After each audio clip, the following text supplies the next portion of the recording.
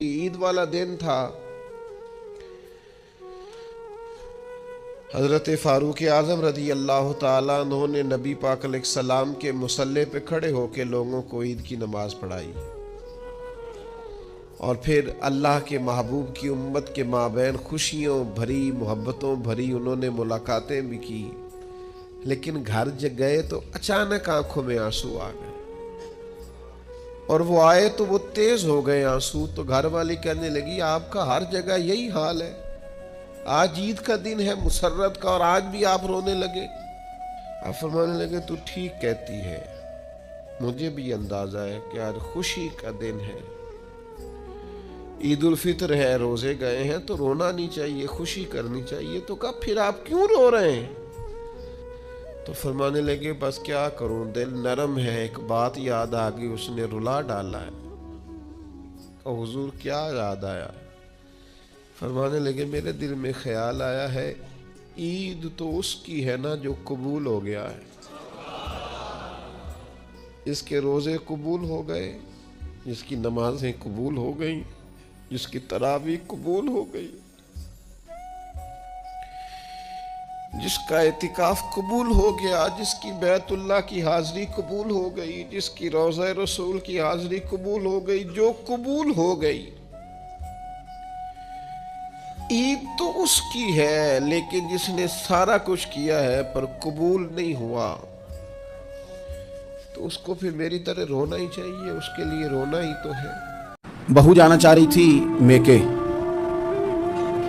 اس نے اپنے شوہر سے یا اپنی ساس سے کہا کہ مجھے گھر جانا ہے۔ تب ایک پہلو تو یہ ہے کہ وہ شام کو بیٹا گھر آیا تو اماں کہتی ہے کہ پتر دیکھ، بیٹا نہیں چاہ رہا تھا کہ وہ جائے، تو اماں اس کو اس کی ذہن سازی کرتی ہے، کہتی بیٹا دیکھ تو ہر وقت اپنی ماں کے پاس رہتا ہے، باپ کے پاس رہتا ہے، بہن بھائیوں کے پاس رہتا ہے، تو بیچاری اگر 6 ماہ کے بعد 3 ماہ کے بعد تقاضا کرتی ہے تو اس کا بھی تو دل کرتا ہے نا اپنے ماں باپ سے ملنے۔ اب بچہ نرم ہوتا ہے، وہ شوق سے گاڑی نکالتا ہے، شوق سے چھوڑنے جاتا ہے، اس کے دل میں محبت فروغ پکڑ گئی۔ ایک پہلو یہ ہے کہ اس نے مطالبہ کیا بہو نے کہ مجھے جانا ہے میکے،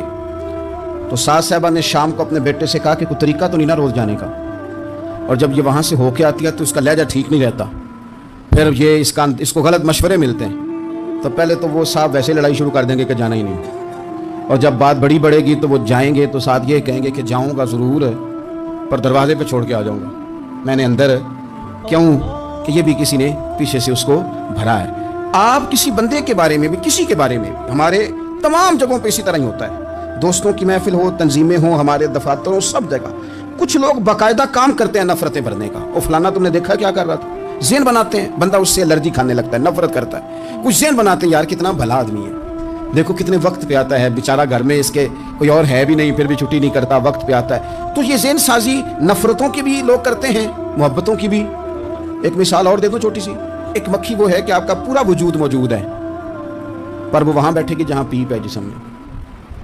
باقی کسی جگہ نہیں بیٹھے، اس کا مزاج ہے غلاظت والی جگہ پہ بیٹھ، مزاج ہے، اس نے ڈھونڈ گئی کسی غلط بات پہ، ساتھ ہی غلط طبیعت ہے اس کی، مانتے نہیں بہت سے لوگ پر غیبت کے قائل ہوتے ہیں، ذہن میں فطور ہوتا ہے، بیٹھنا ہی غلط جگہ پہ، حالانکہ باقی سارا جسم موجود ہے، پیپ والی جگہ پہ، ریشے والی جگہ پہ، زخم والی جگہ پہ بیٹھنا ہے، اور وہاں سے اٹھ کے جب کہیں اور بیٹھنا ہے تو وہاں بیماری پھیلانی ہے۔ ایک مکھی وہ بھی ہے جو ڈھونڈتی ہے سارا زمانہ پر بیٹھتی پھول پہ ہے، اور جب وہ پھول پر بیٹھ کر اپنے گھونسلے میں جا کے بیٹھتی ہے تو پتہ ہے وہاں کیا پیدا ہوتا ہے، شہد پیدا ہوتا ہے، اور شہد وہ ہے جو شفا دیتا ہے۔ آج کچھ لوگوں نے پراپوگیٹ کر دی چیزیں، ولی کیا ہوتے ہیں، درویش کیا ہوتے ہیں، صوفی کیا ہوتے ہیں، قرآن پاک پڑھو، نماز پڑھو، عبادت کرو، ختم ہو گئی بات۔ او خدا کے بندو سمجھو، یہ ولی تھے جن کو صحابہ کہا جاتا ہے، ولی ہی تھے جن کو اہل بیت کہا جاتا ہے، قرآن پاک کے دفاع کے لیے، احادیث کی حرمت کے لیے، دین کی تبلیغ کے لیے جو میدانوں میں نکلا کرتے تھے انہیں ولی کہا جاتا تھا۔